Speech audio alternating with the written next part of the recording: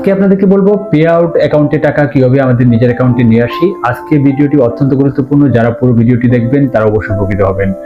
আজকে ভিডিওটি আপনারা না টেনে পুরো ভিডিওটা দেখার চেষ্টা করবেন। আসলে আমরা মূলত যারা কন্টেন্ট ক্রিয়েশন করি, যারা ভিডিও কন্টেন্ট তৈরি করি, ফেসবুক থেকে আর্ন করি, এই ফেসবুক থেকে যে আর্নের যে ডলারগুলো আছে সেই ডলারগুলো যখন আমরা আমেরিকা থেকে পাই, সেই ডলারগুলো কিন্তু আমরা রেমিটেন্স হিসেবে পাই, অর্থাৎ আমরা হচ্ছে রেমিটেন্স যোদ্ধা।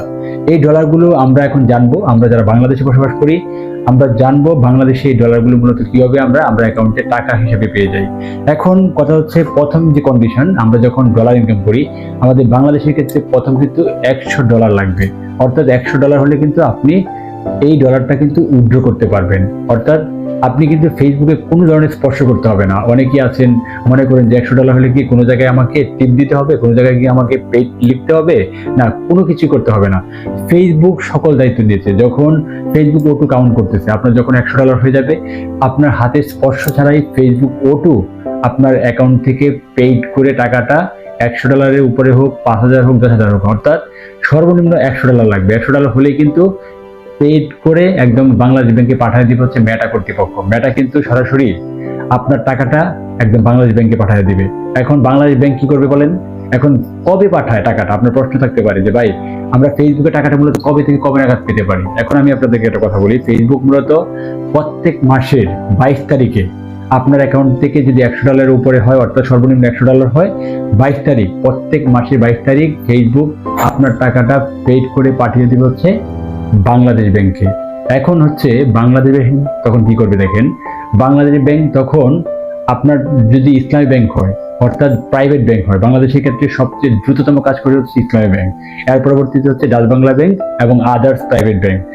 এখন কথা হচ্ছে ইসলামী ব্যাংক যদি আপনার হয়ে থাকে, তাহলে বাংলাদেশ ব্যাংক 22 তারিখে যখন আপনার টাকাটা ফেসবুক যখন বাংলাদেশ ব্যাংকে পাঠিয়ে দিল, বাংলাদেশ ব্যাংক কি করবে 22 তারিখ থেকে 25 তারিখের মধ্যে, অর্থাৎ 22, 23, 24, 25 3 দিনের মধ্যে আপনাকে সেই ডলারটা কনভার্ট করে টাকায় পরিণত করে আপনার অ্যাকাউন্টে, অর্থাৎ আপনি যে ইসলামী ব্যাংকে অ্যাকাউন্ট দিয়েছেন সেই অ্যাকাউন্টে টাকা হিসেবে পাঠিয়ে দিবে। এই হচ্ছে প্রাইভেট ব্যাংকের ক্ষেত্রে। এখন হচ্ছে অনেকে গভর্নমেন্টের ব্যাংক দেন, সোনালী ব্যাংক, জনতা ব্যাংক, রূপালী ব্যাংক। এখন হচ্ছে যেমন আমি অগ্রণী ব্যাংক দিয়েছি। অগ্রণী ব্যাংকের ক্ষেত্রে আমি নিজে যখন পেমেন্ট পেয়েছি আমি খুব হতাশ ছিলাম যে 8-9 দিন হয়ে গেল টাকা ঢুকে না। অনেকের সাথে আমি পরামর্শ করেছি, অনেকেই বলেছে যে আসলে সরকারি ব্যাংকগুলো অনেক লেট হয়। যখন আমি প্রমাণ সহ পেয়েছি, আমি টোটাল 11 দিন পরে আমাকে বাংলাদেশ ব্যাংক টাকা দিয়েছে। অর্থাৎ 22 তারিখে আমার টাকা কেটে নিয়েছিল, আমার ডলারগুলো পেড করে দিয়েছিল মেটা। কোথায়? বাংলাদেশ ব্যাংকে। সেই বাংলাদেশ ব্যাংক আমাকে, আমার ব্যাংকটা গভর্নমেন্ট হওয়ায়, গভর্নমেন্টের কাজগুলি একটু আস্তে আস্তে হয়, গভর্নমেন্ট হয় আমার অ্যাকাউন্টে কিন্তু টাকাটা 11 দিন পরে এসেছে।